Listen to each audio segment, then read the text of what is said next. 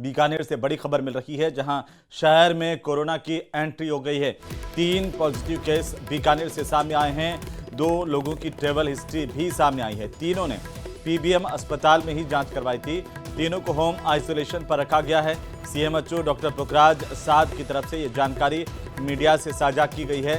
बीकानेर से इस वक्त की सबसे बड़ी खबर है, 3 पॉजिटिव मरीज कोरोना के सामने आए हैं। कोरोना का आंकड़ा अब बढ़ता जा रहा है और हर जिले में पैर पसार रहा है। बीकानेर से इस वक्त की बड़ी खबर, बीकानेर शहर में भी कोरोना की एंट्री हो गई है। ज्यादा जानकारी के साथ सहयोगी विक्रम जगरवाल हमारे साथ हैं। विक्रम, अब बीकानेर शहर में भी कोरोना मरीज पाए गए हैं, क्या जानकारी है? देखिए, निश्चित रूप से ये जो 3 लोग हैं वो कोरोना पॉजिटिव पाए गए हैं। इन तीनों लोगों ने जो है तबीयत खराब हो जाने पर पीबीएम अस्पताल में जांच करवाई थी और इस जांच का जो सैंपल लिया गया था उसमें अब ये तीनों जो हैं वो पॉजिटिव आए हैं। ये तीनों ही लोग अलग अलग क्षेत्र के रहने वाले हैं, जिनमें एक व्यक्ति जो है वो गंगाशहर इलाके का रहने वाला है, तो दूसरा जो एक 12 वर्षीय बालक बताया जा रहा है वो जयपुर रोड का रहने वाला है और तीसरे शख्स जो है वो एक महिला है और वो पवनपुरी क्षेत्र की रहने वाली बताई जा रही है। इनमें से 2 लोगों की जो है वो अभी तक ट्रैवल हिस्ट्री आई है। ये दोनों ही लोग बीकानेर से बाहर थे और जब ये बीकानेर आए हैं तो इनकी थोड़ी तबीयत खराब हुई और उसके बाद इन्होंने ये सैंपल करवाया था।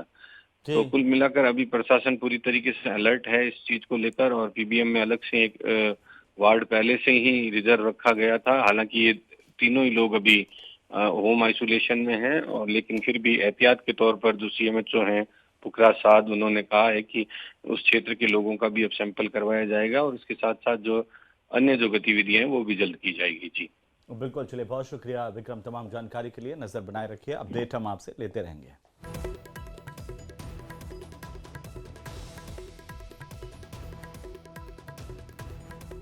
तो वहीं बीजेपी के राष्ट्रीय अध्यक्ष जेपी नड्डा के आगमन को शानदार और यादगार बनाने की तैयारी राज्य बीजेपी ने पूरी कर ली है। अहिल्याबाई होलकर की 300वीं जन्म जयंती को लेकर आयोजन किया जा रहा है। मानव श्रृंखला बनाकर के जेपी नड्डा का जोरदार स्वागत किया जाएगा। इसकी तैयारी भारतीय जनता पार्टी की तरफ से की गई है।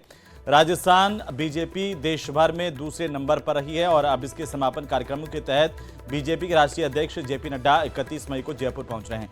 जेपी नड्डा के दौरे को खास और यादगार बनाने की पूरी तैयारी की जा रही है। राज्य बीजेपी की तरफ से कर ली गई है। अब तक के बने कार्यक्रम के मुताबिक जेपी नड्डा जवाहर सर्कल से खुली कार में सवार होंगे और एंटरटेनमेंट पैराडाइज तक जाएंगे। इस दौरान मानव श्रृंखला बनाई जाएगी। बीजेपी की महिला कार्यकर्ता हाथों में तिरंगा लेकर के जेपी नड्डा का स्वागत करने के लिए मौजूद रहेंगी और अपने जयपुर दौरे में महिला शक्ति को कई सौगात भी जेपी नड्डा दे सकते हैं। आरआईसी में आयोजित होने वाले कार्यक्रम में विभिन्न योजनाओं के तहत महिलाओं बालिकाओं को राशि हस्तांतरित की जाएगी। विकास कार्यों का लोकार्पण होगा, शिलान्यास भी होगा।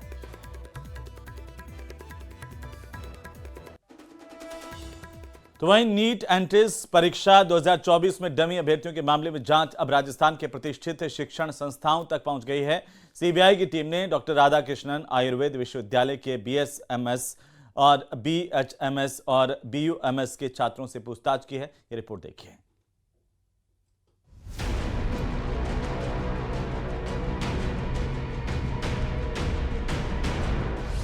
नीट प्रवेश परीक्षा 2024 में डमी कैंडिडेट का मसला।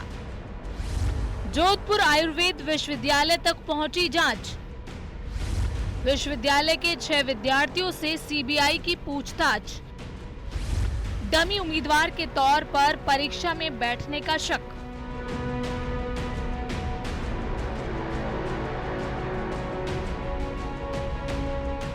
विवादों में घिरी नीट प्रवेश परीक्षा 2024 में डमी कैंडिडेट बैठाने के मामले में सीबीआई ने डॉक्टर राधाकृष्णन आयुर्वेद विश्वविद्यालय के 6 छात्रों से पूछताछ की।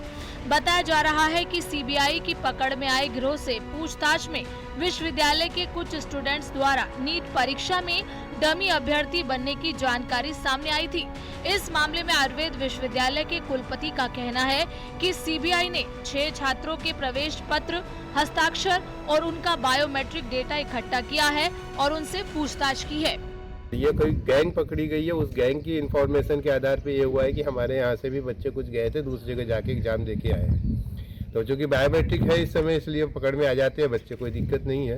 तो बायोमेट्रिक तो कुछ मैच की है ऐसा लग रहा है हमको, अदरवाइज़ तो यहाँ तक सीबीआई नहीं आती।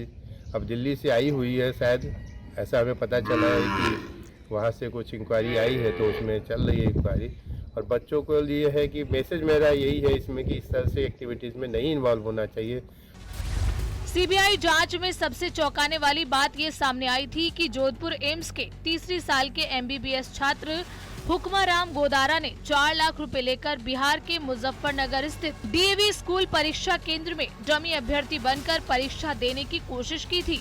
बाड़मेर निवासी हुक्माराम प्रयागराज के नामी डॉक्टर आर.के. पांडे के बेटे राज पांडे की जगह परीक्षा देने पहुंचा था, लेकिन बायोमेट्रिक सत्यापन के दौरान पकड़ा गया। दरअसल जोधपुर का संबंध जून 2024 में पटना के शास्त्री नगर पुलिस स्टेशन में दर्ज कराई गई एफआईआर से जुड़ा है। उसी जांच में जुटी सीबीआई टीम को राजस्थान के कई छात्रों और संस्थानों की संदिग्ध भूमिका होने के सबूत मिले थे। तब से दिल्ली सीबीआई की स्पेशल यूनिट की टीम संदिग्ध छात्रों के एकेडमिक रिकॉर्ड, परीक्षा केंद्रों के दस्तावेज और बायोमेट्रिक डेटा का विश्लेषण कर रही है। पेपर लीक, परिणामों में गड़बड़ी, प्रश्न पत्रों का गलत वितरण, परीक्षा केंद्रों पर अनियमितताएं और डमी कैंडिडेट जैसे आरोपों से घिरी नीट प्रवेश परीक्षा 2024 की जांच सीबीआई कर रही है और हो सकता है कि आने वाले दिनों में कई और चौंकाने वाले खुलासे हों।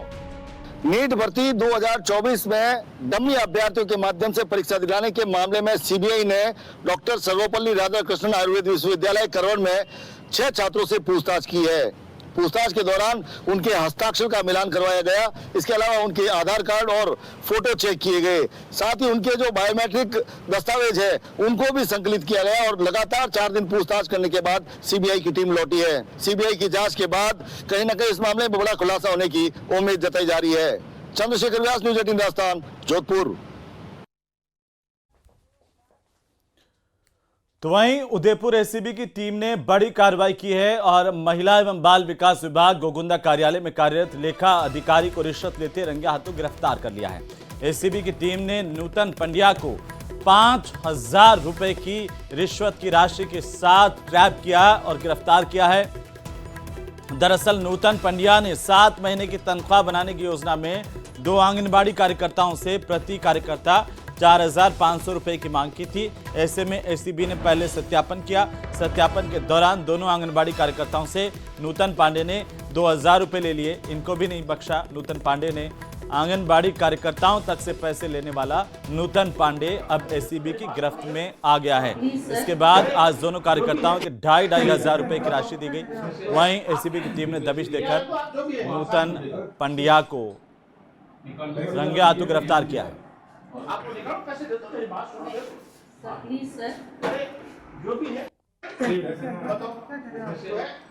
तो वहीं ब्यावर में मानसून से पूर्व जिला प्रशासन अलर्ट मोड पर है। इसके तहत जिला कलेक्टर डॉक्टर महेंद्र खड़गावत ने जिला अधिकारियों के साथ सिटी राउंड किया है।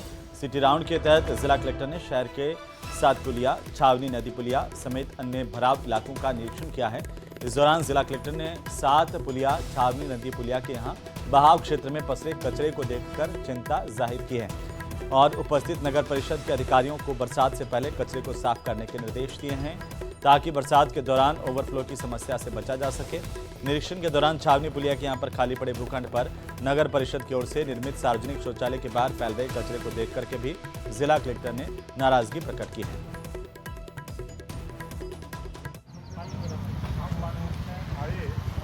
बारिश से पहले ज़िले के जितने भी नाले हैं, नदियां हैं, वो सारी स्वच्छ रहे और साफ़ सुथरी रहे ताकि बारिश के पानी जो है उसका जगह जगह पे भराव ना हो। अजमेर नगर निगम ने दरगाह और गंज थाना इलाके में अवैध तरीके से बनाई गई करीब 5 बिल्डिंग्स को सीज करते हुए उन पर नोटिस चिपका दिया है।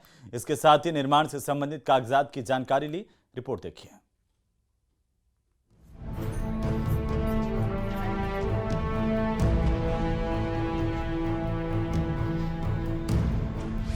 अवैध निर्माण पर नगर निगम का एक्शन, 5 होटल और गेस्ट हाउस सील। नगर निगम ने चिन्हित की 580 अवैध बिल्डिंग।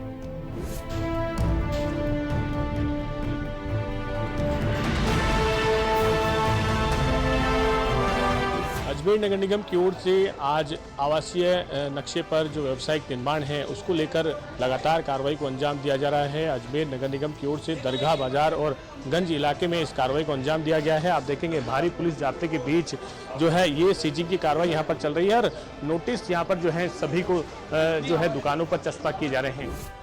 अजमेर में पिछले दिनों डिग्गी बाजार इलाके के 5 मंजिला होटल में हुए अग्निकांड के बाद प्रशासन पर कई सवाल उठे, जिससे सबक लेते हुए नगर निगम ने अजमेर की तंग गलियों में अवैध तरीके से बनाए गए होटल और गेस्ट हाउस पर कार्रवाई करते हुए 5 ऐसी बिल्डिंगों को सीज किया है जिन्हें या तो अवैध तरीके से बनाया गया या फिर बनाते वक्त नियमों का पूरी तरह से पालन नहीं किया गया।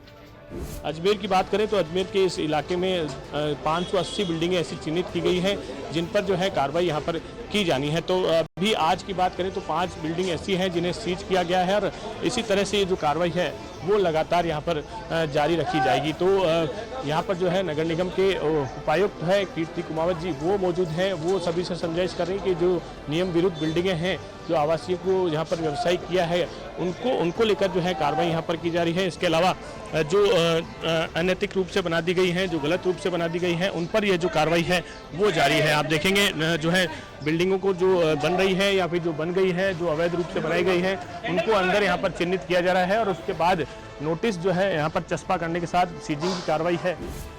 शुक्रवार सुबह अजमेर नगर निगम उपायुक्त कीर्ति कुमावत के नेतृत्व में कार्रवाई को अंजाम दिया गया। इस दौरान सुरक्षा के मद्देनजर सुरक्षा कर्मी तैनात किए गए। नगर निगम ने 580 ऐसी बिल्डिंग्स को चिन्हित किया है जिन्हें नियमों के खिलाफ बनाया गया है। ऐसी बिल्डिंग्स के खिलाफ आने वाले दिनों में कार्रवाई के संकेत दिए गए हैं।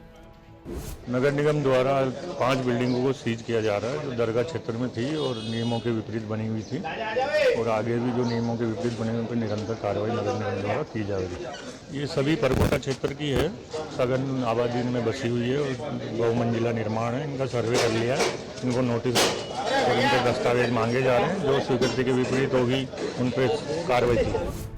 नगर निगम उपायुक्त कीर्ति कुमावत ने भी माना कि दरगाह और गंज इलाके में कई ऐसी बिल्डिंग है जो छोटी छोटी गलियों में अवैध तरीके से बनाई गई हैं, जो कभी भी बड़ी मुश्किल की वजह बन सकती हैं। गौरतलब है कि हाल ही में अजमेर में हुए भीषण अग्निकांड के बाद विधानसभा अध्यक्ष वासुदेव देवनानी ने नगर निगम और प्रशासन को सख्त निर्देश दिया था कि शहर में संचालित अवैध इमारतों, होटल और गेस्ट हाउस का सर्वे कर तुरंत कार्रवाई करें। उन्होंने विशेष रूप से फायर एनओसी के बिना चल रहे संस्थानों पर कड़ी निगरानी को कहा था। जो भी उनके according to paper, fire NOC, जो भी उनका लोड, बहुत सारे क्राइटेरिया हमने चिन्हित किए, उसके अकॉर्डिंग हमने सर्वे किया। लगभग 600 के करीब हमने बिल्डिंगें चिन्हित की है, 350 को नोटिस भी दिया और हम निरंतर कार्रवाई करेंगे। नगर निगम की कार्रवाई से साफ हो गया है कि प्रशासन अब लापरवाही बर्दाश्त नहीं करेगा और आने वाले दिनों में ऐसी कार्रवाई की जाएगी। निरंतर कार्रवाई जो है वो यहाँ पर की जाएगी। तकरीबन 600 बिल्डिंगें जैसे कि 580 को यहाँ पर जो है चिन्हित किया गया है, उनमें से 350 को नोटिस जारी कर दिए गए हैं और अब जो है निरंतर इस तरह की कार्रवाई जो है रोजाना चलाई जाएगी। कैमरा पर्सन कौशल सेन के साथ अशोक सिंह, न्यूज़ 18 अजमेर।